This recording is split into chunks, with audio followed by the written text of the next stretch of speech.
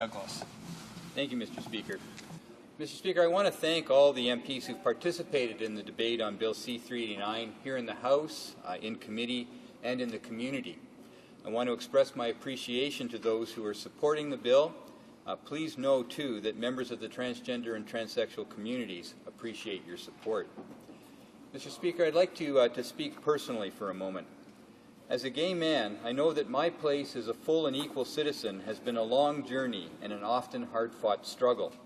As a gay man, I know that my liberation came about thanks to hard work, risk-taking, and sacrifice of many queer brothers and sisters and many strong allies.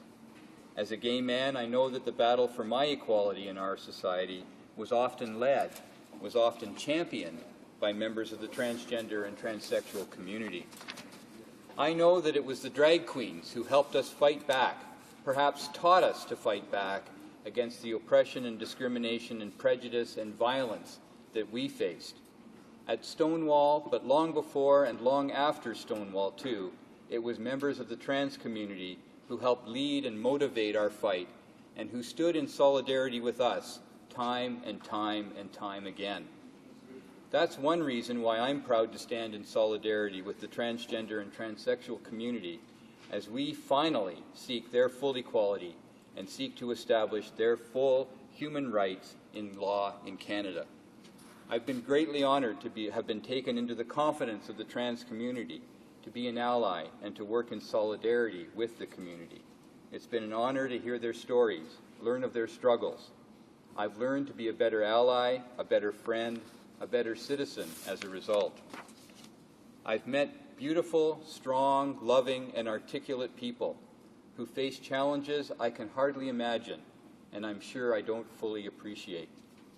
I count as friends people who live proud lives and express their full humanity against many odds. My understanding of what it means to be fully human has been challenged and expanded greatly by what I've been taught.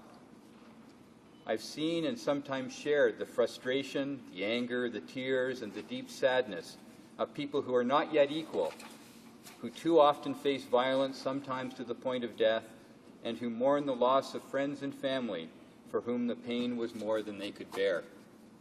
I've been strengthened by their resolve to claim their true identity and their place in our society, to live full lives, to be fully human.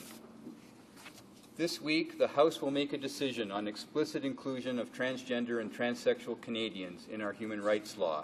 That vote, on Wednesday night, will likely be very close. We may see the bill pass, which will be a cause for celebration and an opportunity to continue our work as it moves to the Senate. But the bill may also be defeated. It's that close. If that happens, let's remember that things have changed since we began this particular project 6 years ago. Let's remember that this is not the only forum in the struggle for the full equality of trans people. Let's not forget the victories and progress we've made in other places. Let's bask in the support of the new friends and allies we found here in this place and across the country.